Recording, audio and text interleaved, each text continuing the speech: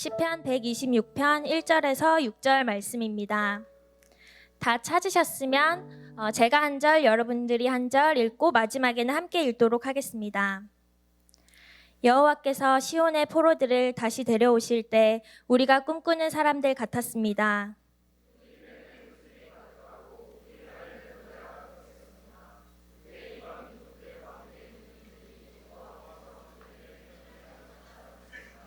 여호와께서 우리를 위해 큰 일을 하셨으니 우리가 정말 기쁩니다.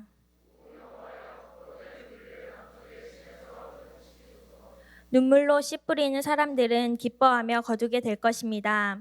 귀한 씨를 들고 울며 나가는 사람들은 반드시 기뻐하며 단을 거두어 돌아오게 될 것입니다. 아멘.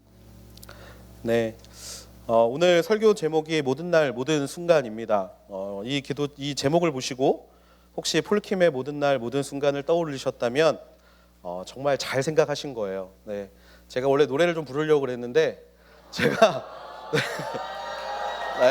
미안해요. 네, 미안해요. 지금 네, 잠깐만요. 원래 노래를 부르려고 그랬는데 지금 제 목 상태가 좀 말이 아니어가지고 네, 야유해도 괜찮습니다. 네, 야유해도 괜찮아요. 네. 네, 응답을 못 해드릴 것 같아서 죄송하다는 이야기를 드리고요. 이 폴킴의 노래를 들어보면 사랑 이야기입니다. 근데 작사 작곡자가 여러분 아실지 모르겠는데 어깨 깡패예요. 어깨 깡패. 작사자 이름이 어깨 깡패입니다.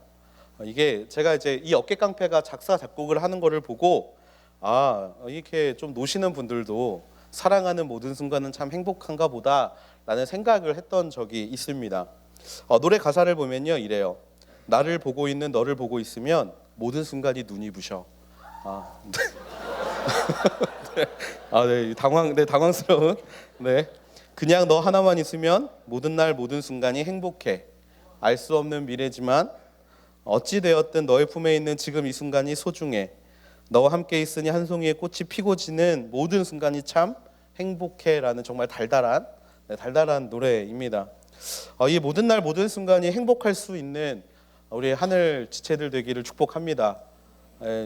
듣자 하니 너무 만날 사람이 없어서 점점 대마법사로 진화하고 있다는 이야기를 많이 듣고 있는데요. 올해는 꼭 거기서 벗어나 평민이 될 수 있기를 축복합니다. 벌써 1월이 거의 다 지나가고 있는 거 인식하고 계시는지 모르겠습니다. 1월이 벌써 반이 지나갔습니다. 19년 12월에 시작했던 작은 예수 40일 새벽 기도가 끝이 나버렸어요. 사실 정말 매일 4시에 출근하는 게 너무 힘들어가지고 정말 내가 지금 살아있는 거 맞나, 꼭 기도를 이렇게까지 빡세게 해야 되나, 정말 별의별 생각을 다 했던 게 엊그제 같은데 어제 그 40일 새벽 기도도 끝이 났습니다. 이런 인생, 정말 정신없이 살아가는 인생에서 의미를 발견하고 모든 날 또 모든 순간에 또 하나님이 주시는 의미를 발견하는 인생은 너무나 귀한 것 같습니다. 어떤 날들은 정말 의미 없게 지나가 버리죠. 그런 때가 있었나 싶을 정도로 굉장히 번개와 같이 지나가 버립니다. 우리는 현재를 살아가고 있다라고 이야기하는데 현재를 인식하지 못하고 그냥 하루하루가 지나가 버릴 때도 너무나 많은 게 사실이죠. 여러분 오늘 하루 어떠셨습니까? 주일 4시 반입니다. 이제 방학을 맞이한 친구들에게 주일은 별로 큰 의미가 없지만 이제 회사원들은 이렇게 느껴요. 월화수목금월이라고 느낍니다. 그냥 벌써 끝났네. 또 출근해야 되네. 정말 별 생각이 머리를 사로잡고 있는 지금 이 순간, 여러분 오늘 하루 어떻게 사셨습니까? 전 직업이 목사다 보니까 임종을 앞둔 분들을 만날 기회가 너무 많습니다. 많은 지체들이 목사님 오셔서 저희 어머니 위해서 기도해 주세요. 또 저희 할아버지 할머니 위해서 기도해 주세요. 또 저희 아버지, 저희 동생, 또 저희 형을 위해서 기도해 주세요. 라는 요청을 받을 때가 참 많습니다. 그래서 이제 신방을 가게 되면요, 여러 대답들을 듣게 돼요. 이 임종 예배 그리고 이제 마지막으로 기도를 한다라는 게 정말 숨이 끊어지기 직전에 가는 경우는 거의 없고요. 그 대상자가 그래도 정신을 유지하고 있을 때가 굉장히 많습니다. 그런데 그분들을 만나면서 제가 기도를 해드리다가 한 분의 이야기가 굉장히 좀 인상 깊게 저한테 남아있는 이야기가 있어요. 어떤 이야기였냐면 한 청년의 할아버지셨는데 믿지 않다가 믿은 지 한 달 정도 되셨는데 이제 몸이 너무나 안 좋아지셔서 이제 임종 예배를 준비하고 계셨던 분이셨어요. 근데 이제 저를 불러서 같이 기도하고 다시 한번 하나님에 대한 복음을 전하고 천국에 대한 소망을 전달하고 이제 다시 그날에 함께 만나자라고 말씀을 드리면서 좀 권면을 했던 시간들이 있습니다. 그런데 그분이 모든 말에 아멘 아멘 하시더니 마지막으로 저한테 한마디 하시는 거예요. 목사님, 너무 의미 없는 시간들이 제 인생에 많았던 것 같습니다. 그게 너무 아쉽습니다. 좀 더 빨리 하나님 알았더라면 그렇게 의미 없는 시간을 살지 않았을 텐데 지금 그게 너무나 후회가 됩니다 라고 말하셨던 적이 있습니다. 그 이야기를 듣고 나오는데요, 원래 그런 이야기 들으면 되게 좀 마음이 좀 무겁잖아요. 근데 저도 내가 어떻게 살아왔지? 지금 의미 없이 살고 있지는 않는가를 좀 돌아보는 시간이었습니다. 갑자기 무거운 이야기를 하면서 여러분들은 과거의 인생을 어떻게 살아왔습니까? 라고 정죄하려는 의도로 말하는 게 절대로 아닙니다. 우리는 과거를 살아왔지만 또 현재를 살아가야 되는 존재이기 때문에 그렇지 못했다 하더라도 이제부터 삶의 희망을 가지고 의미 없는 모든 날 모든 순간이 의미 없는 게 아니라 의미가 가득한 삶을 살면 되기 때문이니까요. 그러기 위해서는요, 우리 말씀에서 인생을 어떻게 살아가야 하느냐에 대한 가이드를 찾을 필요가 있습니다. 오늘 주신 말씀이 바로 오늘 우리의 삶을 의미 있게 해줄 것을 믿으면서 오늘 말씀 5절과 6절을 다시 한번 읽도록 하겠습니다. 5절과 6절 말씀이에요. 같이 읽을게요. 시작. 눈물로 씨 뿌리는 사람들은 기뻐하며 거두게 될 것입니다. 귀한 씨를 들고 울며 나가는 사람들은 반드시 기뻐하며 단을 거두어 돌아오게 될 것입니다. 아멘. 참 많이 들어본 말씀일 것 같습니다. 눈물로 씨를 뿌리는 자는 기뻐하며 단을 거둘 것입니다. 찬송가에도 있죠. 거두리로다 거두리로다 기쁨으로 단을 거두리로다. 정말 이 많이 들어본 말씀, 그런데 이 말씀이요, 우리에게 주는 메시지는 그렇게 단순하지 않습니다. 이 메시지를 한마디로 정리하면 삶의 모든 순간이 귀하다라는 거예요. 우리의 초점은 단을 거둘 것이다에 초점이 맞춰져 있지만 사실 이 말씀의 핵심은 단을 거두는 것에 초점이 맞춰져 있는 게 아니라 모든 삶의 순간이 귀하다라는 것에 초점이 맞춰져 있습니다. 여러분, 우리의 인생은요, 계절이 있습니다. 우리의 인생에는 계절이 있어요. 시즌이 있습니다. 제가 어릴 때는 우리나라는 사계절이 뚜렷하다라고 배웠는데 그렇게 뚜렷해 보이진 않아요. 그죠? 봄하고 가을이 집을 나가버렸습니다. 여름과 겨울밖에 없는 것 같은 그런 날씨에 우리가 살고 있어요. 계절은 자연의 법칙인데요. 여러분, 이 자연을 만드신 분이 하나님이십니다. 근데 우리 하나님은요, 너무 위트가 넘치시는 분인 게 자연의 법칙을 보면 하나님의 법칙을 깨달을 수 있을 때가 굉장히 많다라는 거예요. 이 사계절이라는 것은요, 하나님께서 인간에게 인생의 힌트를 주신 것입니다. 그렇기 때문에 우리가 모든 계절을 바라보는 순간 우리는 그 안에 담겨져 있는 하나님의 뜻을 또 말씀을 들을 준비를 하고 있어야 한다라는 거예요. 모든 계절에는요, 계절에 맞는 일이 있고 행동이 있습니다. 계절을 거스를 수는 없어요. 겨울에 아무리 노력하고 땀 흘려 씨를 뿌린다 한들 그 씨는 수확할 수가 없습니다. 그것이 자연의 법칙이죠. 마찬가지로 여름에 아무리 벼를 수확하려고 하더라도 그건 가능한 일이 아닙니다. 벼는 가을에 수확을 해야 하는 것이죠. 분명한 것은요, 우리의 인생에도 그런 계절이 있다라는 겁니다. 계절을 깨달아야 계절에 맞는 행동을 하게 되고 계절에 맞는 행동을 해야 다음 계절에 찾아오는 수확의 때를 우리는 기다리고 준비할 수 있게 된다라는 거예요. 이것을 깨닫지 못하면 우리는 일상적이지 않은 감정에 휩싸이게 되는 겁니다. 그 일상적이지 않은 감정의 대표가 무엇이냐면 바로 조급증이라는 거예요. 여러분, 인생에 여유가 있으십니까? 아니면 조급하십니까? 재수생들은 특히 많이 조급해하죠. 또 취업 준비생들도 많이 조급합니다. 친구들을 보면 다 취직했고 다 학교 들어갔고 또 이제 막 고기수를 접어들고 있는 29기, 우리 29기들은 이제 친구들이 하나둘 결혼할 때가 됐어요. 애가 있는 사람도 분명히 있을 겁니다. 이런 박탈감이 들죠. 도대체 난 결혼 언제 할까? 내 꿈은 스스로 25세 결혼하는 거였는데 막 이러면서 막 스스로 약간 조급증에 빠져서 허우적거릴 때가 많습니다. 그런데 이런 조급증은 어디서 오는 거냐면요. 인생의 계절을 깨닫지 못해서 올 때가 너무나 많다라는 겁니다. 제가 몇 번 말씀드렸던 것 같은데요. 우리 브릿지가 또 새로 왔기 때문에 제 예화를 또 한번 울고 먹겠습니다. 제가 이제 신학교에 들어갈 때가 30살이었습니다. 30살에 신학교를 들어갔는데 열심히 교역자로서 준비를 하고 말씀 보고 뭐 챗플은 그렇게 열심히는 안 드렸는데 챗플도 드리면서 그렇게 교역자로서의 소양을 닦아가고 있었어요. 그랬는데 학교에서 학생들을 대상으로 이 설교 대회가 열렸어요. 그때 유행하던 게 뭐 나는 가수다 이런 거나 나는 목사다 뭐 이런 의미에서 설교 대회를 하는 건 아니었고요. 그냥 학생들의 어떤 이런 서로의 상태들을 좀 보고 도전받는 자리로 이 설교 대회라는 것을 하게 됐습니다. 그런데 보통 설교를 들으면 감사해야 되고 약간 좀 이 도전을 받아야 되고 은혜가 넘쳐야 되는데 이 설교 대회를 할 때마다 제가 마음이 너무 좋지 않는 거예요. 앞에서 설교하는 전도사님들 설교를 너무 잘하는 겁니다.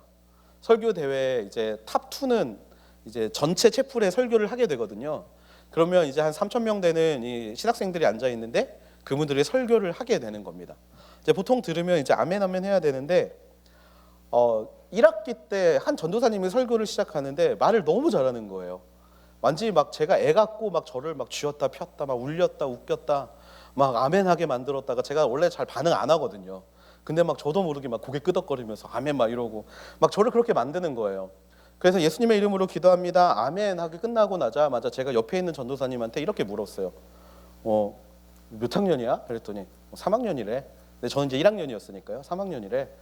그래. 근데 몇 살이래? 29살이래. 사역은 어디서 한대? 오늘의 교회에서 한대. 그 이야기를 딱 듣는 순간 진짜 너무 좌절감이 막 밀려오는 거예요. 저는 나이가 30이 넘었고 저는 이제 1학년이고 저분들이 나보다 길도 빠른데 사역지도 그때는 제가 한 번도 와보지 못한 오늘의 교회라고 하니까 자꾸 너무 막 열등감이 막 생기기 시작하는 거예요. 난 지금까지 뭐 했지? 난 지금까지 진짜 정말 바보같이 살았던 건가? 기억나는 건 게임한 것밖에 없고 정말 남들한테 보여줄 게 아무것도 없는 이게 너무 속이 상한 거예요. 나이도 어리고 학번도 나보다 높고.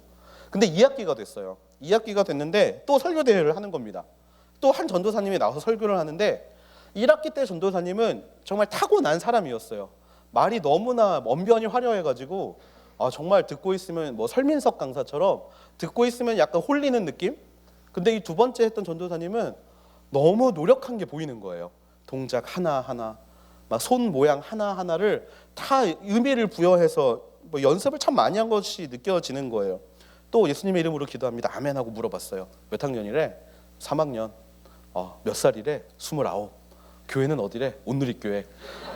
정말 진짜 그냥 1학기 때 그 전도사님은 그냥 진짜 한 10년에 한 번 태어날까 말까 하는 훌륭한 설교자겠거니 했는데 2학기 때 만났던 또 그 전도사님이 또 같은 학교, 같은 학번, 같은 나이, 또 같은 교회에서 사역을 하고 있는 모습을 보면서 진짜 마음이 너무나 어려워지기 시작합니다.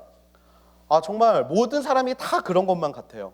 나는 너무 뒤쳐져 있는데 모든 사람들은 다 빠르게 자기의 길을 찾아가는 것 같은. 사실 그 분들을 따라서 오늘 교회를 왔는지도 모르겠습니다. 여기에 오면 그 사람들처럼 설교할 수 있을 것 같아서. 첫 번째 인물은 지금 CH 담당하고 있는 이서진 목사님이고요. 두 번째는 지금 하늘 공동체에 계셨다가 미국으로 간 박대원 목사님입니다. 이 두 사람이 설교대회 1, 2등 출신이에요. 그러다 보니까 정말 이 사람들을 바라보면서 제 마음에 들었던 게 조급증이었어요. 또 하나의 사건이 있었는데 네이버 뉴스를 저는 굉장히 습관적으로 봅니다. 네이버 스포츠 뉴스를 굉장히 습관적으로 봐요. 그런데 이런 기사가 뜬 거예요. 추신수 7년 1억 3천만 불 계약. 정말 대박이다 막 이러면서 막 클릭을 했어요. 추신수 진짜 대단하네. 이러는데 기사에 제일 처음에 제가 본 게 뭐냐면 추신수의 나이였어요. 추신수 32. 근데 그 기사를 보고 있는 제 나이가 32살이었습니다. 그 순간에 저는 이제 네이버 인물 사전에 들어가서 추신수 나이를 검색해 봤는데 82년생인 거예요. 여러분 제가 82년생이거든요. 그러니까 추신수는 저랑 친구인 거예요. 물론 한 번도 본 적은 없지만 제 마음에 친구였어요. 그런데 추신수의 어떤 진짜 얘는 대단하다라고 생각을 하고 있는데 연관 검색이 뜨잖아요. 연관 검색 야구 선수 82년생이 뜨는 거예요. 클릭을 해봤더니 여러분 오승환, 이대호, 정근우, 김태균. 여러분 야구를 좋아하시는 분들이라면 무조건 이름을 들어봤을 법한 이름일 거라고 생각합니다. 이 사람들이 다 저랑 동갑이에요. 근데가 그거를 딱 보는데 진짜 마음이 너무 어려운 거예요. 얘 82년생인데 누구는 연간 300억 가까이 벌고 있는데 누구는 지금 전도사 하고 있고 누구는 다른 사람들에게 한마디 하면 그 영향력을 인정받아서 수없는 곳에서 그 사람을 불러서 뭐 세미나를 하고 뭐 시상식을 하고 이런 걸 하는데 저는 해놓은 게 아무것도 없는 그 상황이 너무나 비참해지기 시작하는 겁니다. 여기서 제가 깨달은 게 하나가 있어요. 뭐냐면 다른 사람의 수학의 시기를 바라보면서 조급증을 가질 필요가 절대로 없다라는 겁니다. 무슨 이야기냐면 내 인생의 계절은 봄이에요. 하지만 다른 사람의 인생이 가을이면 나는 씨를 뿌리고 있는 게 맞는 것이고 다른 사람은 수확을 하고 있는 게 맞는 겁니다. 그런데 봄에 살고 있는 사람이 가을을 살고 있는 사람들을 부러워한다라면 그 마음에 찾아오는 것은 조급증이라는 사단이 주는 마음일 뿐이라는 거예요. 하나님은요 한 번도 우리에게 조급증을 가지고 살아가라고 말하신 적이 없다라는 것을 다시 한번 깨닫게 됐습니다. 자존감이 떨어지고 조급함이 생기고 사는 것에 대한 의미를 부여하지 못하고 비교하다가 그렇게 세월이 흘러가 버리는 상황을 하나님은 절대로 기뻐하지 않으신다라는 거죠. 이 인생의 시즌을 제대로 이해하지 못하면 조급증이 찾아오고 이 조급증은요 우리에게 풍성함을 주지 못합니다. 다른 사람의 모습만을 바라보고 지름길을 찾고 지금 하지 말아야 할 것들까지 당연한 것이라고 생각하며 살아갈 때 하나님이 우리에게 주실 풍성함을 놓치고 살아갈 수밖에 없다라는 거예요. 저희 할아버지는요 60년 정도 감 농사를 하셨습니다. 그 농사를 이어받아서 지금 저희 아버지가 저기 전라남도에 가면 무안이라는 곳이 있어요. 그곳에서 감 농사를 지금 하고 계세요. 그런데 몇 년 전에 감의 도매값이 엄청 올랐었을 때가 있습니다. 감값이 막 계속 올라가는 거예요. 정말 작년 대비 2배, 3배 감값이 올라서 저희 아버지가 이제 막 마음이 조급해지기 시작하시는 거예요. 야, 감값이 너무 올랐는데 지금 빨리 팔아야 될 것 같다고 이야기하시면서 막 감을 막 수확을 해서 팔기 시작하셨습니다. 그래서 감을 급하게 따서 팔기 시작했는데 이게 사실 나중에 보니까 최악의 악수가 되어 버렸어요. 왜냐하면 감이 충분히 익고 그것을 출하를 시켜야 되는데 감값만 보고 감을 출하시키다 보니까 평년보다 감이 맛이 없어진 거예요. 그러다 보니까 도매상들에서 저희 아버지의 감을 받지 않기 시작하는 겁니다. 근데 북부지방에서 무슨 일이 벌어졌냐면 원래 감은 서리가 내리기 전에 따야 되거든요. 근데 서리가 내려버렸어요. 그래서 기존에 달려있던 감들이 익지도 못하고 다 떨어져 버린 겁니다. 그러면 남부지방은 아직 서리가 내리지 않았거든요. 근데 그때가 사실 그 해의 감값의 피크를 찍었던 때가 있었어요. 그래서 제가 이제 아버지랑 이런저런 이야기를 하면서 그런 이야기를 했어요. 아빠 왜 조금 더 기다리지 못했어? 물론 저는 결과론을 가지고 이야기하죠. 아버지야 뭐 이제 그 순간이 치열하셨겠지만 아빠 항상 뭐든지 급하면 하나님이 주실 것도 제대로 누리지 못하더라. 라고 이야기를 했더니 저희 아버지가 저를 엄청나게 욕을 하셨죠. 어린 게 뭘 한다고? 내 마음을 아냐고. 그런데요. 웃으면서 했던 이야기지만 우리 안에 생기는 조급증에 대해 가장 잘 보여주고 있는 예시가 아닐까 싶더라고요. 사실 하나님은요 더 좋은 것, 더 풍성한 것, 그리고 더 아름다운 것들을 준비해 놓으셨는데 인생의 계절을 잘못 판단하고 잘못 생각하는 사람들은 그 풍성함을 누리지 못하고 자신의 조급함에 대한 결과만을 인생에 누리게 된다라는 겁니다. 대표적인 인물이 성경에 나오는 인물이죠. 바로 사울이라는 인물입니다. 여러분 이 사울이라는 인물 너무나 잘 알고 계시죠? 사울은요 기름 받은 자였어요. 기름 부음 받은 자였습니다. 왕이었습니다. 이 왕은요 하나님께서 쓰시는 사람이었습니다. 아말렉과의 전쟁에서 승리를 맛보게 하셨고요. 아람 군대와의 전쟁에서도 하나님이 말씀하셔서 승리를 맛보게 해주신 당대 이스라엘을 가장 잘 이끄는 왕이었어요. 그런데 사무엘의 말을 따라서 이 사울이 길갈로 내려가게 됩니다. 그런데 이 길갈에 가봤더니 무슨 일이 벌어지고 있냐면 블레셋과의 전쟁이 준비되고 있었던 거예요. 블레셋의 말과 병거들이 그곳에 가득 차 있기 시작합니다. 백성들을 세봤더니 정말 모래알 같은 많은 사람들, 병거가 3만, 마병이 6천, 수많은 백성들이 그곳에서 이스라엘을 대적해서 싸우려고 준비를 하고 있는 거예요. 주변 사람들이 동요하기 시작합니다. 어떻게 하지? 큰일 났어. 그러자 사울도 동시에 그 마음에 조급해지기 시작하는 거예요. 분명히 하나님이 가라고 해서 온 곳입니다. 하나님이 그곳에 가서 기다리고 있어라라고 말씀하셔서 온 곳이었어요. 그런데 그곳에 있었던 그 수많은 조급증들, 나의 인생의 계절, 씨를 뿌려야 되는 계절에 그 순간이 가을 또는 겨울임을 잘못 착각하고 그 사울은 마음에 조급하게 시작합니다. 사무엘이 와서 전쟁을 하기 전에 예배를 드려야 되고 제사를 드려야 되는데 그 일을 본인이 스스로 하게 되죠. 율법에 정해지지 않았던 왕이 제사장의 역할을 자기가 해버립니다. 조급함 때문에 상황에 쫓기고 다른 사람들에 쫓기고 블레셋 눈앞에 보이는 일들에 쫓겨서 조급함 때문에 결국에 그는 왕위에서 멀어지게 되죠. 하나님이 준비해 놓으신 그 왕위라는 풍성함을 누리지 못하게 된 것입니다.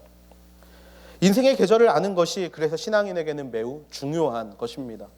여러분, 우리의 인생 가운데 하나님은 너무나 풍성한 것을 준비해 놓으신 줄로 저는 믿습니다. 여러분은 어떠십니까? 그것을 믿으십니까? 아멘. 그런데 그 풍성함을 우리의 조급함 때문에 누리지 못한다라면 사실 그것만큼 슬픈 일이 어디에 있겠습니까? 하나님이 준비해 놓으신 그 풍성함을 알고 있는 신앙인들은요, 인생의 모든 날과 모든 순간을 아무 의미 없이 보내지 않는다라는 것입니다. 지금이 인생의 봄이라면 우리는요, 눈물의 씨앗을 뿌려야 합니다. 눈물로 씨앗을 뿌린다라는 의미에는요, 여러 가지 의미가 담겨져 있어요. 뭐냐면 여러분, 씨앗을 뿌리는 일이 눈물 나는 일입니까? 아니에요. 그런데 눈물로 씨앗을 뿌린다라는 이유는 무엇이냐면요, 씨앗을 뿌리는 시기에 결과가 보이지 않기 때문에 사람들의 마음의 어려움과 아픔을 의미하는 것이 바로 눈물로 씨를 뿌린다라는 의미입니다. 물론 또 다른 의미가 있지만 그건 다음에 말씀을 드릴게요. 우리는 눈물의 시간을 필요로 합니다. 준비할 때 우리는 수많은 눈물을 뿌립니다. 여러분, 제일 많이 하시는 게 고시 공부 아닙니까? 여러 가지 고시 공부, 경찰 행정, 공무원, 임용고시, 또 행정고시, 외무고시, 여러 가지 것들 준비하죠. 여러분, 그런 거 준비할 때 어떻습니까? 마음 편하십니까? 편하신 분들이 있다면 진짜 할렐루야인 줄로 믿습니다. 참 많이 눈물 나요. 그러다가 친구들 인스타 보면 뒤집어지죠. 쟤는 이렇게 행복하게 사는데 난 불행한 것만 같고, 막 불만과 불평에 가득한 그때가 눈물로 씨를 뿌리는 시간이라는 겁니다. 무언가를 준비하는 시간, 그냥 준비하는 것이 아니라 나의 힘과 나의 노력으로 준비하는 시간. 지금 상황이 아무리 어렵고 힘들다 하더라도 봄에 씨를 뿌리지 않으면 가을에 거둘 수 없다라는 것이 하나님의 진리라는 겁니다. 봄이 씨를 뿌리는 시즌이라면 우리는 봄에는 무조건 어떠한 상황이라 할지라도 씨를 뿌려야 한다는 거예요. 여름은요, 떼약볕이 내리쬐는 시기입니다. 밀과 벼가 성장하기 위해서는 충분한 일조량이 있어야 하죠. 햇빛을 많이 받아야 합니다. 햇빛을 많이 받아야 하는데 여러분, 햇빛은요, 시련을 의미하죠. 시련을 상징합니다. 여러분, 성장을 하기 위해서는요, 아파야 합니다. 아파야 해요. 여러분 다 경험해 보시지 않으셨습니까? 여러분, 사춘기도 아픔으로 극복해내셨잖아요. 여러분, 입시도 수많은 아픔으로 극복해내셨잖아요. 또 여러분 이제 앞으로 있을 취업도 제가 확실히 예언 아닌 예언을 해드리면 힘들 겁니다. 힘들 거예요. 이력서 20-30개 기본으로 쓰셔야 할 겁니다.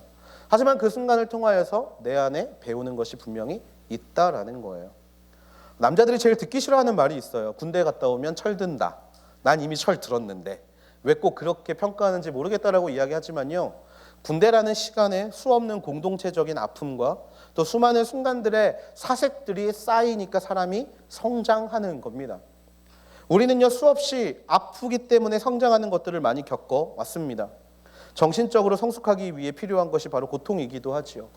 여름은요, 그 고통을 견디어내야 하는 시기입니다. 선택해보지 못한 일들을 선택해야 하는 상황들이 오게 됩니다. 낯설음, 고통, 이러한 단어들이 가득 차지만 그 순간을 우리가 견디어내야만 하나님이 주시는 가을을 경험할 수 있게 된다라는 것이죠. 그런 시간들을 지나게 되면 인생의 가을이 찾아옵니다. 수확을 하는 시기예요. 눈물로 씨를 뿌렸던 그 순간들이 보상받는 시기입니다. 여름의 떼약볕 가운데에서 정말 고생했던 시간들이 보상받는 시기가 찾아옵니다. 눈물이 가득했어도 씨를 뿌렸다면 마땅한 수확을 할 수 있는 시기가 인생의 가을이라는 시기이지요. 겨울은 다시 준비의 시간으로 돌아갑니다. 모든 것이 얼어버린 순간, 다시금 나를 돌아보고 나를 점검하고 다시금 내 안에 그 땅을 위한 준비를 시작하는 그 모습이 우리 가운데 있어야 하고요. 무엇보다 다시 찾아올 가을에 대한 소망을 가지고 살아가야 하는 때가 인생의 겨울의 때입니다. 그런 인생을 살아갈 때요, 우리는요 한 가지 잊지 말아야 될 것이 있어요. 뭐냐면 계절은 돌고 돈다라는 사실입니다. 계절은 돌고 돈다라는 거예요. 겨울이 오면 다시 봄이 오는 건 당연한 겁니다. 봄이 오면 여름이 오고요. 여름이 오면 가을이 오고요. 가을이 오면 겨울이 옵니다. 계절이 반복되는데 나의 모습이 그에 따라가지 못하면 괴리감이 찾아올 수밖에 없다라는 거예요. 어려움을 갖게 될 수밖에 없다라는 겁니다. 그렇기 때문에 우리는 지금 우리의 인생의 계절이 어디쯤 와 있는지를 매일 점검해야 하고요. 매일 기억해야 되고요. 그 계절에 맞는 기도를 하나님 앞에 올려드릴 수 있어야 한다라는 것입니다. 그렇게 계절을 쫓아가는 인생을 살아갈 때 주의해야 될 점이 하나가 있습니다. 무엇이냐면 은혜의 때를 인생의 계절로 착각하지 말라라는 것입니다. 은혜의 때를 인생의 계절로 착각하지 말라. 오늘 말씀 1절과 2절 말씀인데요. 우리 같이 한번 읽어볼게요. 1절과 2절 시작. 여호와께서 시온의 포로들을 다시 데려오실 때 우리는 꿈꾸는 사람들 같았습니다. 우리 입에는 웃음이 가득하고 우리 혀에는 노래가 가득했습니다. 그때 이방 민족들 가운데 있는 이들이 여호와께서 그들에게 큰 일을 하셨다 했습니다. 아멘. 여러분 126편 시는요 포로들이 귀환해서 예루살렘 성전으로 올라가면서 부르는 노래입니다. 무슨 이야기냐면 잡혀갔던 포로들이 다시금 예루살렘으로 돌아온 거예요. 예루살렘 이스라엘 백성들이 제일 원하는 게 한 가지가 있는데 뭐냐면 1년에 3번 성전에 올라가서 예배를 드리는 것입니다. 그거를 포로 기간 때는 전혀 하지 못하다가 이제 포로 시즌에서 해방이 되고 그 일을 할 수 있게 된 거예요. 여러분 얼마나 행복하고 기뻤겠습니까? 여러분 광복이 됐던 날 많은 사람들이 라디오에서 일본이 항복했다는 소식이 들렸는데 아무도 믿지 못했다라고 해요. 누가 장난치는 거 아닌가? 너무나 기쁜 소식이기 때문에, 너무나 기다렸던 소식이었기 때문에 이들도 포로들도 마찬가지였을 거예요. 다시 너희 나라로 돌아가. 이제 여기서 살지 않아도 돼. 다시금 돌아가. 얼마나 즐겁고 얼마나 기뻤겠습니까? 그들은 즐거운 마음으로 예루살렘으로 돌아왔습니다. 시편의 화자는요 이 순간을 뭐라고 이야기하냐면 꿈꾸는 사람들 같았다라고 이야기합니다. 그런데 여러분 이 순간 우리가 착각하지 말아야 될 게 있습니다. 뭐냐면 이 포로의 해방의 때가 인생의 가을을 의미하는 것이 아니라는 겁니다. 다시 말씀드리면요 우리의 계절이 가을이기 때문에 당연히 일어날 일을 경험했다라고 생각하는 것이 잘못됐다라는 겁니다. 그 순간 우리의 계절은요 무슨 계절인지는 하나님밖에 모르십니다. 그리고 본인밖에 몰라요. 우리가 봄을 살고 있는데 갑자기 수확이 찾아옵니다. 그 순간 우리는요 우리의 인생에 가을이 왔다라고 생각해서는 안 된다라는 거예요. 은혜는요 하나님이 부어주시는 값없이 주시는 선물임을 기억해야 합니다. 선물. 그 선물은요 계절에 따라 오는 것이 아니라 주고 싶은 사람의 마음이 있을 때 주는 겁니다. 정말 너무나 힘든 순간을 경험하고 살아가고 있습니다. 인생의 뙤약볕이 내려치고 있는 그 순간을 우리가 살아가고 있는데요 갑자기 하나님이 내 그늘 되어주시고 갑자기 하나님이 나의 쉴만한 물가가 되어주시고 하나님이 나의 전능자의 그늘이 되어주신다면 내가 여름이 지났구나라고 생각하는 건 정말 위험한 일이라는 겁니다. 그것은요 그냥 은혜입니다. 그것은 그냥 하나님이 우리에게 주시는 선물입니다. 그런데 인생의 여름이 지나간 것이 아님에도 불구하고 은혜에 취해서 능력에 빠져서 우리의 지금의 상황을 잊어버리면 안 된다라는 것입니다. 여러분 대학교 입시할 때 여러분 어떻게 하나님 앞에 기도하셨습니까? 어떻게 씨를 뿌리셨습니까?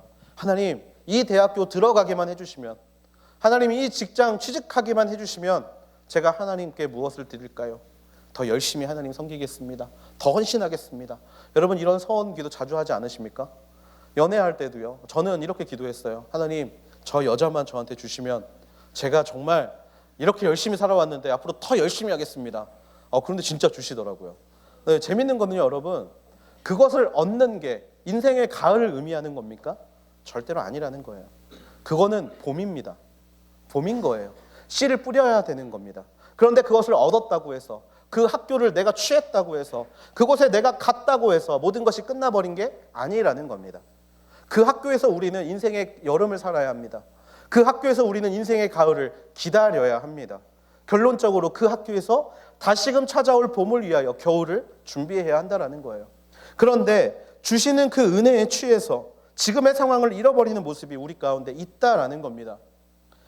엘리야는요, 바알과 아세라 선지자들과의 싸움에서 승리했습니다. 350대 1의 싸움, 처절한 싸움에서 승리하고 정말 마차보다 빨리 달려서 마차의 앞을 뛰어가면서 이 땅으로 내려옵니다. 다시금 평지로 내려와요. 이제 끝났다. 인생의 가을이 찾아왔다. 인생의 승리가, 신앙의 성공이 찾아왔다라고 고백했습니다. 그런데 다음 날이 되니까 어떻게 변하죠? 이세벨이 자기의 추종자들을 풀어서 엘리야를 죽이려고 합니다. 분명히 어제까지는 승리자의 인생, 가을의 인생을 살고 있었는데 하루아침에 다시 겨울의 인생으로 바뀌어 버렸어요. 그러자 엘리야가 어떻게 합니까? 단에서 브엘세바까지 도망갑니다. 단과 브엘세바는 이스라엘의 최북쪽과 최남단을 의미합니다. 정말 그곳에 미친 듯이 도망을 간 거예요. 우리나라로 말로 이야기를 하면 저기 어디예요? 정말 파주에서 갑자기 저기 전라남도 해남으로 도망을 간 겁니다. 근데 불안했어요. 하루길을 더 들어갑니다. 광야길로 더 들어가요. 우리나라가 아닌데도 도망을 갑니다. 분명히 어제까지는 승리의 노래를 불렀으면서 왜 오늘날 다시 그렇게 좌절합니까? 아직 가을이 지나지 가을이 아니기 때문에 그렇습니다. 가을인 줄 알았지만 엘리야에게 지금은 봄이었던 것이죠. 착각해서는 안 됩니다. 하나님이 우리의 인생에 선물을 주신 것이지 그 선물이 우리의 계절을 결정짓는다라고 생각해서는 안 됩니다. 감사할지언정 지금 우리가 마땅히 해야 할 것들에 대해서 소홀히 여기고 그 순간을 회피하는 인생은요, 그 계절을 잘못 깨닫게 되고 그 결과 현실이라는 문제 앞에 좌절할 수밖에 없게 된다라는 것입니다. 하나님이 은혜를 주시면 감사히 받는 게 맞습니다. 하지만 그것이 내일의 우리의 인생을, 지금의 우리의 인생을 책임져 주지는 않습니다. 내일은 내일의 은혜가 임해야 하고요, 인생의 계절에 맞는 날들을 우리는 오늘도 살아가야 한다라는 것이죠. 요즘 예능에 많이 나오는 선수가 있습니다. 양준혁이라는 사람인데요. 여러분 지금 이 양준혁이라는 사람이 활동할 때를 얼마나 봤는지를 잘 모르겠습니다. 저희 아버지 세대가 최동원, 선동열 이야기할 때처럼 사실 공감이 좀 잘 안 되거든요. 영상 보면 그냥 잘했구나 뭐 이랬는데, 이 양준혁이라는 사람 뭐 예능에 많이 나오니까 좀 되게 웃기잖아요. 뭐 뭉쳐야 찬다 뭐 이런 거 보면 꽁 하나 제대로 못 차고 이런 사람으로 보일지 모르겠지만, 여러분 이 사람은요, 우리나라 야구의 최다 기록을 가지고 있는 사람입니다. 이 사람이 어떤 사람이냐면요, 삼성 라이온스 10번 영구 결번인데 양준혁 선수의 번호였습니다. 영구 결번이에요. 최다 안타, 최다 타점, 최다 득점, 최다 경기 출장, 최다 루타, 최다 볼넷, 최다 사사구 다 양준혁 선수가 가지고 있습니다. 그러니까 한마디로 그냥 열심히 살아온 사람이에요. 근데 이런 기록 중에 양준혁 선수가 가장 좋아하는 기록이 있어요. 뭐냐면 내야 안타 기록입니다. 양준혁 선수 내야 안타가 몇 개냐면 158개예요. 158개. 여러분 내야 안타라는 게 뭐냐면요, 야구를 잘 모르시는 분들을 알려드리면, 이 야구 보면 앞쪽에 사람들 몰려 있잖아요. 거기로 공을 쳐서 1루까지 가서 살아남은 게 내야 안타입니다. 이 내야 안타가 158개인데요. 이 기록을 가장 좋아해요. 그래서 한 리포터가 그것을 물어봤어요. 왜 정말 의미 있는 최다 득점, 뭐 최다 타점, 최다 안타 이런 기록이 있는데 왜 그 기록을 가장 좋아하십니까? 라고 물어봤더니 양준혁이 이렇게 대답합니다. 자신이 미국의 교육리그에 참여한 적이 있었대요. 교육리그에 참여했는데 가난한 나라 사람들, 특히 남미 사람들을 보면서 자기가 초반에 엄청 웃었다라고 해요. 왜냐하면 이 사람들은 빗 맞아도 땅볼이어도 뜬공이어도 심지어는 볼넷이어도 1루에 전력 질주를 한다라는 겁니다. 1루까지 전력 질주를 했대요. 또 어떤 사람은 심지어 볼넷인데 1루까지 전력 질주를 하다가, 원래 볼넷이면 그냥 나가는 거거든요. 근데 1루까지 미친듯이 뛰다가 거기서 헤드 슬라이딩을 하기도 하고, 이런 거를 보면서 양준혁 선수가 엄청 웃었다라고 해요. 어차피 죽을 건데, 또는 어차피 가는 건데 저렇게 죽을 똥 살똥 해야 될 필요가 있을까라고 생각을 했다라고 합니다. 그런데 미국의 야구를 보다 보니까 그 사람들의 행동에 대한 의미를 발견할 수 있다라고 해요. 어떤 의미였냐면 그들은 절박했던 겁니다. 여러분 메이저리그, 세계에서 가장 야구를 잘하는 선수들이 모인 곳이 이제 메이저리그인데요. 그 사람들은 메이저리그에 가기 위해서 모인 거예요. 메이저리그는요, 로스터라고 불리우는 한정된 인원들만이 그 메이저리그를 경험할 수 있습니다. 그 로스트 안에 들어가기 위해서는 경쟁해야 하고요. 끊임없이 싸워서 이겨야 하는 거예요. 그런데 정말 그곳에 들어가기 위해서 그들은요, 수없는 경쟁을 했고요. 하루 수달러의 일당을 받아가면서 살아남기 위해서 몸부림을 쳤던 거예요. 그러다가 매일 해고가 되거든요. 해고자 이름에 자신의 이름이 올라가면 그날로 꿈도 버리고 살려는 의지도 버리고 희망도 버리게 되는 상황을 살다 보니까 그들은 미친 듯이 일루로 달리고 있었던 겁니다. 여러분, 인생의 계절을 살아가고 있는 자의 마음가짐은 이와 같아야 할 거라고 믿습니다. 여러분, 오늘 우리가 사는 하루, 정말 우리가 하나님이 보내주신 계절이라면 그 계절에 맞는 행동을 해야 하는 하루예요. 그냥 지나가는 하루가 되어서는 절대로 안 된다라는 겁니다. 분명히 지금의 영적 계절은 봄입니다. 그런데 봄에 씨를 뿌리지 않고 마치 지금이 가을인 것처럼, 겨울인 것처럼 절박함이 없이 살아가는 우리의 인생은요, 복음을 전하기 위해서 정말 그토록 눈물 흘리다가 돌아가신 한 사람의 하루에도 미치지 못한다라는 겁니다. 그 사람들은 하루만 더 주어진다면 더 하나님께 복음을 전하고 더 하나님을 위해 살아가겠습니다라고 이야기를 하는데, 우리에게 주어진 이 인생의 순간들, 우리는 매 순간이 소중함을 잃어버리고 그냥 살면 되겠지, 그냥 그렇게 달려가면 되겠지 라고 생각하면서 하루를 살아가고 있다는 거예요. 은혜의 때를 누리는 것은 믿는 자녀들에게 주신 하나님의 특권이 확실합니다. 하지만 그 특권을 가졌다라고 해서 그 특권이 우리의 모든 것을 보장해 주지 않음을 우리는 기억해야 합니다. 말씀을 읽다가 저는 이런 생각이 듭니다. 여러분, 연초기 때문에 다들 저랑 똑같이 결심했을 것 같아요. 성경 일독해야지. 어디까지 오셨습니까? 저는 출애굽기 왔습니다. 네, 따라오실 수 있게 되기를 축복합니다. 저는 지금 출애굽기 가고 있어요. 근데요, 이 말씀을 준비하다가 출애굽기를 봤는데 굉장히 재밌는 걸 발견했어요. 뭐냐면, 여러분, 왜 하나님이 만나와 메추라기는 주시는데 왜 매일 물은 주시지 않았을까? 생각해 보신 적 있습니까? 생각해 보신 적 없죠? 사실 저도 별로 이상하게 생각 안 했는데 이 말씀을 준비하면서 출애굽기를 읽다 보니까 이 부분에서 사실 저의 눈이 좀 멈추게 되더라고요. 여러분, 만나가 왜 주어진 겁니까? 배고프다고 해서 주어진 거 아닙니까? 하나님 배고파요. 먹을 것 좀 주세요. 우리 굶어 죽이려고요? 그러니까 하나님이 옛다 만나, 이렇게 만나를 주셨어요. 만나를 먹으니까 어때요? 만나요. 아재 개그 아닙니다. 다시 말하지만 만나의 뜻이 만나다라는 뜻이에요. 만나다는 뜻입니다. 개그 아니에요. 저를 믿어주세요. 네. 먹어보니까 너무 만난 거예요. 너무 좋아요. 사람들이 근데 또 불평을 합니다. 애굽에서는 고기도 먹었는데 나오니까 고기를 못 먹네? 그러니까 하나님이 어떻게 하시죠? 메추라기를 정말 시크하게 툭 던져주세요. 옛다. 메추라기를 막 먹기 시작합니다. 여기까지는 하나님이 다 주셨어요. 덥다 그러면 구름기둥 주셨고, 춥다 그러면 불기둥 주셨고, 원하는 건 다 주셨는데 이상하게 매일 한 가지를 주지 않으신 게 있더라고요. 그게 뭐냐면 바로 물이었습니다. 근데 여러분, 출애굽기를 보면요, 뭐 때문에 싸우냐면 물 때문에 싸워요. 매번 물 때문에 싸웁니다. 우리 목말라 죽겠다. 이렇게 우리 죽이려고 데려온 거냐. 이스라엘 백성들이 그렇게 물 가지고 싸움을 해요. 그런데 왜 하나님은 물을 매일 주시지 않았을까를 한번 생각을 해봤어요. 대답은 딴 게 아니더라고요. 뭐냐면 매 순간 하나님께 나아가게 하기 위해서 물을 주시지 않았더라고요. 만나와 메추라기와 물, 하나님이 필요한 거 다 채워주시면 어느 누가 하나님 믿지 않겠습니까? 하지만 그게 진짜 믿음입니까? 여러분, 오병이어 사건이 펼쳐지고 수많은 사람들이 예수님을 따라갑니다. 왜 따라갑니까?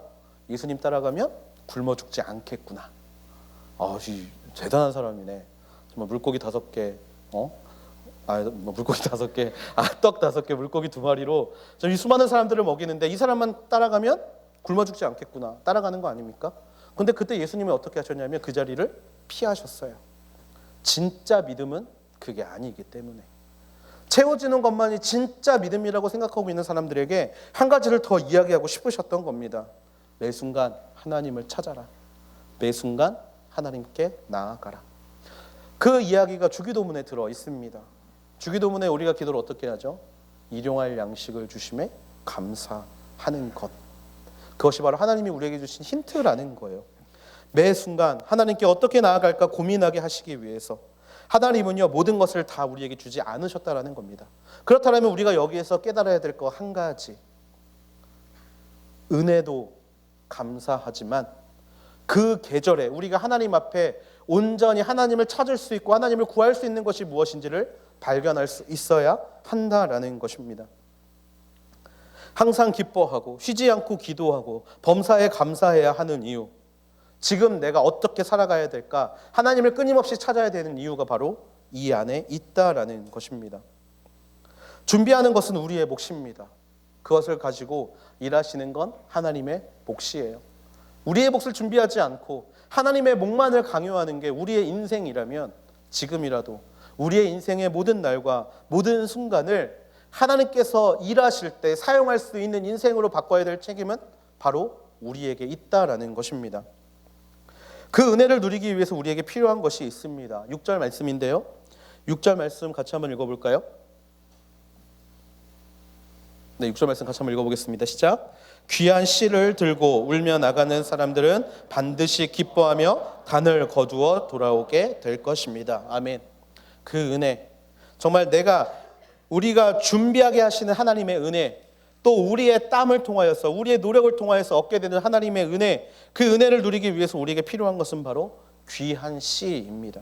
이 귀한 씨는요 바로 말씀이라는 거예요. 말씀. 여러분, 일하는 모든 목적이 말씀 때문임을 믿습니다. 아멘. 여러분이 공부하는 모든 이유가 말씀 때문임을 믿습니다. 이 말씀이야말로 우리에게 주신 귀한 씨예요.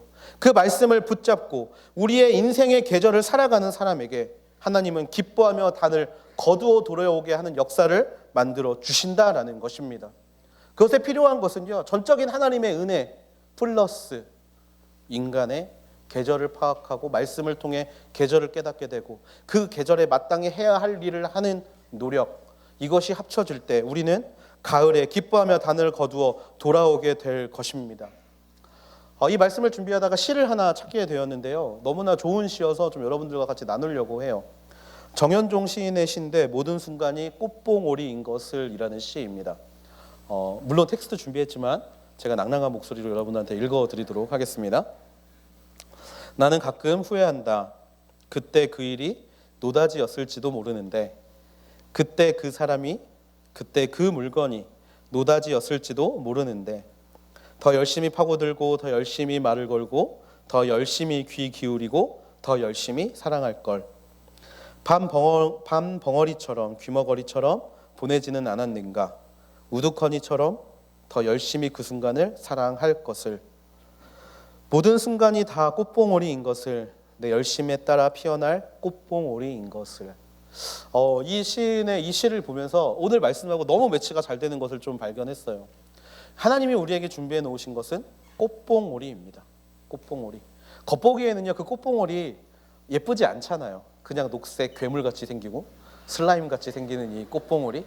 하지만 그 꽃봉오리가 활짝 펴게 되면 우리는 그 꽃이 얼마나 아름다웠는지를 깨닫게 됩니다. 여러분, 우리의 인생도 마찬가지더라고요. 꽃봉오리를 보면서 꽃이 없다라고 생각할 수 있습니다. 하지만 하나님은요, 그 안에 꽃을 숨겨두셨어요.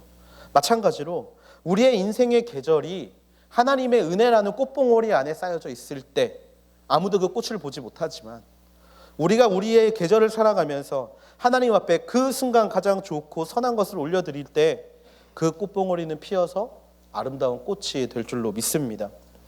우리를 전혀 다른 차원의 세계로 이끌어가는 것은요, 행운이 아닙니다. 행운이 아니에요. 우리를요, 정말 신앙의 간증에 나타나는 어떤 특별한 사람처럼 바꾸어 주는 것은요, 하나님이 그 사람을 특별히 사랑하셔서가 절대로 아닙니다. 인생에 찾아오는 전혀 다른 차원으로 찾아갈 수 있는 최고의 기회를 만나려면 역설적으로 전혀 아무런 행운도 기대하지 않고 지금 이 계절에 내가 할 수 있는 것을 해야 하는 것입니다. 믿지 않는 사람들이지만요, 박지성 선수나 김연아 선수나 강수지 발레리나 같은 사람들은요, 그 하나님을 믿지는 않는데 그 법칙을 알고 있었던 것 같아요. 그들의 발을 보면 어때요? 노력의 흔적이 그대로 담겨져 있죠. 남들은 놀 때, 또 남들은 아무것도 하지 않을 때, 자신의 인생의 계절이 봄 또는 여름임을 깨닫고 그 순간 할 수 있는 것을 다 들이며 나아갈 때 또 다른 차원이 그 눈앞에 열리는 것을 믿지 않는 사람도 경험한다라는 거예요. 믿는 사람이라면 어떻습니까? 온 천지의 주제가 우리 아버지이신데, 그 아버지가 우리를 향해 그보다 더 좋은 꽃봉오리를 준비해 놓고 계시는데 당연히 그것을 누려야 하지 않겠습니까? 잠언 22장 29절은요 우리에게 이렇게 이야기를 합니다. 자기 일에 솜씨가 부지런한 사람을 보았느냐? 그런 사람은 왕들 앞에 설 것이며 낮고 천한 사람들 앞에 서지는 않을 것이다. 잠언입니다. 하나님의 지혜의 말씀. 여러분, 이 말씀이 오늘 우리의 인생을 변화시키는 말씀이 될 줄로 믿습니다. 여러분, 인생에 어떤 계절을 살고 계십니까? 봄이나 여름을 살고 계십니까? 괜찮습니다. 조급해하지 마세요. 봄과 여름이 있어야 가을이 더 풍성해지는 법입니다. 혹시 이미 행복을 경험하고 나서 다시금 겨울로 들어가고 계시는 분들이 있습니까? 소망을 가지시게 되기를 축복합니다. 가을이 겨울이 지나면 봄과 여름은 다시 찾아오고 그 결과 가을이라는 수확의 계절이 찾아오게 되는 것입니다. 그 순간 내 솜씨에 정말 최고의 것을 하나님께 드릴 수 있는 우리 교회 하늘대학부 되기를 주님의 이름으로 축복합니다. 1월입니다. 마음이 해이해졌을 거라고 생각해요. 마음이 무디어졌을 거라고 생각합니다. 작심 3일 이미 한 10번은 하셨을 거라고 생각해요. 하지만요, 매 순간 우리가 잊지 말아야 될 것, 그것은 바로 지금 이 순간, 지금 이 날을 얼마나 하나님 앞에 감사하며 가치 있게 드리느냐. 그래서 어떻게 아름다운 꽃봉오리를 피울 것이냐를 끊임없이 기대하며 나아가는 우리 귀한 하늘대학부 되기를 주님의 이름으로 축복합니다. 말씀을 마무리하려고 합니다. 자신의 계절을 가장 잘 알고 있었던 사람이 있습니다. 바로 요셉이라는 사람이에요. 요셉은요, 형제가 그를 팔았습니다. 인신매매를 경험했어요. 그것도 가장 가까운 사람의 손에 의하여 인신매매를 경험합니다. 그것으로도 모자라서 정말 열심히 일하고 있어서 높은 자리에 올라갔는데 정말 보디발의 아내가 또 자기를 유혹하고, 자기는 아무것도 하지 않았는데 그 자리에서 쫓겨나고 감옥으로 가는 것을 경험하게 됩니다. 그 감옥에서도 마찬가지로요, 3년이라는 시간 동안 정말 그곳에서 많은 사람들의 이야기를 들어주고 꿈 해몽을 해주고, 그 요셉은 계속해서 기다림의 시간을 보냈고 그 순간에 할 수 있는 최선의 것을 하나님께 올려드렸어요. 그 요셉이 결국에 깨닫게 된 것이 무엇입니까? 창세기 45장에 나오죠. 하나님께서 생명을 구하시려고 나를 준비하게 하셨다. 이 고백을 어떻게 할 수 있었겠습니까? 그는 때를 알았고 그 때를 말씀으로 살아내는 사람이었기 때문인 줄로 믿습니다. 여러분, 아는 만큼 보입니다. 믿는 만큼 보입니다. 여러분이 하나님을 신뢰하는 만큼 이 계절을 빠져나가는 길이 보이고요, 하나님을 믿는 만큼 이 계절에 내가 해야 할 일들이 보이게 되는 줄로 믿습니다. 여러분, 하나님을 더 알기를 원합니다. 귀한 시, 여러분 말씀을 더욱더 붙잡게 되기를 소망합니다. 그래서 정말 모든 날 모든 순간이 하나님께 드려짐을 경험하게 되는 그 뜨겁고 그 놀랍고 그 아름다운 역사의 자리 가운데 함께 나아갈 수 있는 우리 하늘대학부 되기를 주님의 이름으로 축복합니다. 우리 시간에 그 믿음을 가지고 하나님께 함께 기도하면 좋겠어요. 우리 이 시간 하나님 앞에 기도할 때 하나님 앞에 우리의 마음을 내어놓게 되기를 소망합니다. 하나님, 지금 제가 서 있는 이 순간이 인생의 어느 계절을 지나고 있는지 하나님 우리에게 알려주시기를 원합니다. 하나님, 그리고 그것을 우리에게 알려주셨다면 그때에 필요한 말씀을 우리에게 부어 주시옵소서. 아버지 하나님, 우리의 인생이 혹시 봄을 지나고 있습니까? 하나님, 정말 내가 눈물로 씨를 뿌리고 하나님을 경험하게 되는 믿음의 자녀들이 되게 하여 주시옵소서. 지금 당장 눈에 보이는 것은 없지만 아버지 하나님이시여, 가을을 기대하는 마음으로 끊임없이 씨를 뿌리는 것을 멈추지 않는 인생들이 되게 하시고, 끊임없이 그 씨 뿌림에 대하여 아버지 하나님이시여 하나님께 소망을 두고 달려갈 수 있는 믿음의 자녀들이 되게 하여 주시옵소서. 아버지 하나님이시여, 혹시 내가 지금 여름을 지나고 있습니까? 뜨거운 떼약볕 아래에서 아버지 하나님이시여 성장하기 위한 아픔의 시간과 성장하기 위한 힘듦의 시간을 보내고 있습니까? 하나님, 지금 이 순간을 놓아버리지 않는 믿음의 자녀들 되게 하여 주시옵소서. 아버지 하나님, 정말 하나님의 영광에 다다르기 위하여 고통을 감내하셨던 예수님처럼 지금 이 순간 우리에게 찾아오는 모든 고통과 아픔 또한 하나님의 가을을 경험하기 위하여 우리에게 주시는 아버지 하나님이시여 순간의 어려움과 아픔인 줄을 내가 믿사오니, 이 계절에서 벗어나는 것이 아니라 언제나 이 계절에 순응하며 하나님만 바라보고 나아갈 수 있는 믿음의 자녀들 되게 하여 주시옵소서. 우리 시간 그렇게 봄과 여름을 지내고 있는 우리의 마음을 하나님께서 붙잡아 주시고 아버지 하나님이시여 주시는 은혜를 기억하면서 이 시간을 잘 이겨나갈 수 있는 하나님의 자녀가 되게 해달라고 다시 한번 우리의 인생을 놓고 주님 앞에 기도함으로 나아가시겠습니다. 오 거룩하고 자비로우신 아버지 하나님, 나의 인생을 주 앞에 올려드립니다. 주여, 이 인생 가운데 합당 합당한 계절의 때를 깨닫게 하여 주시옵소서. 아버지 미셔 나의 인생을 돌아보고 아버지 나의 삶을 돌아볼 때 아버지 잘못된 것을 쫓아가는 인생들이 되지 않게 하여 주시옵소서. 아버지 미셔 봄을 찾아오고 여름이 찾아와야 아버지 가을이 준비되고 겨울이 찾아오는 것을 아버지 미셔 우리가 알기를 원합니다. 아버지 미셔 눈물로 씨를 뿌리게 하여 주시옵소서. 아버지 눈물로 씨를 감당할 수 있는 믿음의 자녀들이 되게 하여 주시옵소서. 아버지 미셔 내가 지금 이게 너무나 힘들고 아버지 미셔 내가 지금 씨를 뿌릴 것만 같은 상황이 되지 않는다라고 아버지 미셔 스스로 돌이키며 아버지 그 자리를 회피하는 인생들이 아니라 아버지 미셔 끝까지 하나님을 붙잡고 끝까지 하나님 앞에 눈물이 날지언정 하나님을 믿으며 씨를 뿌릴 수 있는 믿음의 자녀들을 되게 하여 주시옵소서. 아버지 미셔 결과가 보이지 않습니까? 아버지 그래서 좌절하고 있습니까? 그래서 난방하고 있습니까? 아버지 미셔 다시 한번 이를 일으켜 주시고 다시 한번 하나님 앞에 달려갈 수 있는 믿음을 허락하여 주시옵소서. 아버지 지금 씨를 뿌려야 합니다. 아버지 지금 씨를 뿌려야 아버지 가을에 소확이 있는 줄을 믿습니다. 아버지 미셔 울며 씨를 뿌리는 자가 기쁨을 하늘 거둘 줄로 믿사오니 아버지 미셔 우리가 그것을 언제나 기억하며 하나님 앞에 달려갈 수 있는 믿음의 자녀들이 되게 하여 주시옵소서. 아버지 혹시 믿음의 여름을 지나고 있는 자들이 있습니까? 아버지 고통의 시간, 좌절의 시간, 절망의 시간, 아버지 끊임없는 이 뇌약병치로 인하여 나의 마음이 무너지고 나의 생각이 무너지는 시간, 아버지 이 시간을 경험하는 자들이 있습니까? 아버지 다시 한번 일어나게 하여 주시옵소서. 다시 한번 하나님을 바라보게 하여 주시옵소서. 다시 한번 하나님의 이름을 붙잡고 달려갈 수 있는 아버지 믿음의 자녀들이 되게 하여 주시옵소서. 아버지 하나님이시여 그 순간 필요한 것은 인내이고 그 순간 필요한 것은 하나님의 은혜이고 아버지 그 순간 필요한 것은 또 하나님의 이끄심인 줄을 믿습니다. 어제나 그 믿음 안에서 어제나 그 말씀 안에서 어제나 그 역사 안에서 하나님을 바라보고 하나님을 기뻐하며 살아갈 수 있는 아버지 그런 믿음의 자녀들이 되게 하여 주시고 정말 모든 순간을 귀하게 아버지 모든 순간을 하나님 앞에 감사함으로 아뢰며 달려갈 수 있는 하나님의 귀한 자녀들이 되게 하여 주시옵소서. 아버지 하나님 그런 믿음이 우리 안에 역사하게 하시고 그 믿음이 우리 안에 자라나게 하시며 아버지 그 믿음 안에 우리의 마음과 생각을 온전히 되어드릴 수 있는 하나님의 귀한 자녀들이 되기를 소망합니다. 하나님이 함께 하십니다. 하나님이 함께 하십니다. 하나님을 찾고 하나님을 바라고 하나님을 정말 뜨겁게 구하는 모든 자들마다 아버지 하나님이시여 모든 기도에 응답받고 모든 삶에 하나님의 인생을 경험하게 될 줄로 믿사오니 주여 말씀하여 주시고 주여 역사하여 주시고 주여 끊임없이 우리를 이끌어 주시옵소서. 하나님 그 하나님 앞에 무릎 꿇고 그 하나님께 엎드리며 나아가는 아버지 모든 인생 아버지 그 모든 인생이 하나님 보시기에 귀하고 그 모든 인생이 하나님 보시기에 너무나 원하고 아버지 그 인생이 너무나 하나님 보시기에 아름다움을 잊지 않고 달려갈 수 있는 하나님의 귀한 자들이 되게 하여 주시옵소서. 그 하나님을 바라봅니다. 그 하나님을 찬양합니다. 오직 그 하나님의 그만 영광을 올려드릴 수 있는 아버지 그런 믿음의 자녀들이 되게 하여 주시옵소서. 우리 시간 또 하나를 놓고 기도하기를 원합니다. 하나님 혹시 우리가 인생의 가을의 시즌을 살고 있습니까? 아버지 내가 수확하는 모든 것들이 내 힘으로 된 것이라는 아버지 교만함을 버리는 자들이 되게 하여 주시옵소서. 아버지 모든 수확 아버지 잠시 우리가 누리는 모든 것들은 하나님의 은혜가 아버지 기본인 줄로 믿습니다.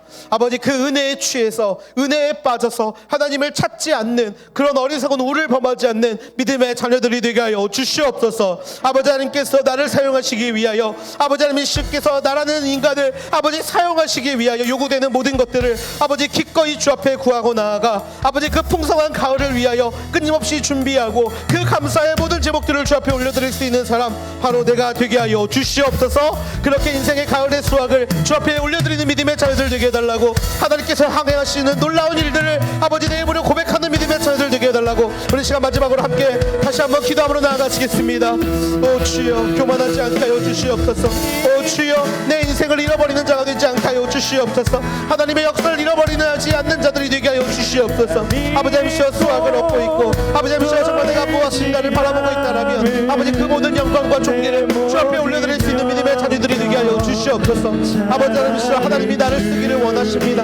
하나님이 나를 쓰기를 원하십니다. 아버지 정말 하나님이 나라는 인간에게 아버지 꽃봉오리를 허락하셨고 하나님이시여 이 꽃봉오리를 통하여서 저희 하나님의 아름답고 놀라운 역사를 이뤄가실 줄로 믿사오니 아버지 하나님이시여 정말 그 마음과 아버지 그 생각과 아버지 그 온전함을 깨닫게 되는 하나님의 자녀들을 위하여 주시옵소서. 아버지 하나님이시여 정말 풍성한 수확 가운데 숨어있는 하나님의 은혜를 알기 원합니다. 아버지 풍성한 아버지 수확 가운데 숨어있는 정말 그 하나님의 은혜를 알기 되기를 원합니다. 언제나 그 하나님을 기억하며 언제나 그 하나님의 일하심을 기억하며 아버지 끊임없이 끊임없이 하나님 앞에 감사할 수 있는 믿음의 자녀 아버지 바로 그런 자녀가 되게 하여 주시옵소서. 아버지 알겠시오 정말 깨달아 원합니다. 아버지 경험하여 알게 되기를 원합니다. 아버지 알겠시오 정말 조급할 필요 없습니다. 아버지 알겠시오 정말 그 마음 가운데 어려울 필요 전혀 없습니다. 하나님이 하시는 일, 하나님이 역사하는 일, 하나님이 바라보게 하시는 일, 온전히 그 일만을 바라보고 날아갈 수 있는 모든 순간을 귀하게 여기며 날아갈 수 있는 아버지 그런 하나님의 자녀들이 되게 하여 주시옵소서. 주를 바라보고 주를 의지하는 것이 아버지 알겠시오 나의 인생에 아버지 너무나 귀하고 중요한 역사임을 기억하게 하여 주시고 그렇게 하나님만 바라보고 그렇게 하나님을 의지하며 모든 가을의 계절 또한 감사함으로 지나갈 수 있는 하나님의 자녀들을 되게 하여 주시옵소서. 주를 바라봅니다. 아우 주를 의지하며 인생의 때를 기억하고 그때에 합당한 일을 삼다는 믿음의 자녀들을 되게 하여 주시고 기다릴 줄 알고 씨 뿌릴 줄 알고 그렇게 열매 맺을 줄 아는 믿음의 자녀 아버지 정말 그런 자녀가 내가 되게 하여 주시옵소서. 언제나 하나님 안에서 아름답고 귀한 것들을 아버지 정말 확실히 발견하고 나아가는 아버지 그런 믿음의 자녀들이 되게 하여 주시옵소서. 사랑이 많으신 아버지 하나님 인생의 계절에 어디쯤을 지나고 있는지 아버지 우리는 끊임없이 하나님 앞에 질문할 것이고 아버지 끊임없이 하나님은 그 가운데 우리에게 응답하여 주실 줄로 믿습니다.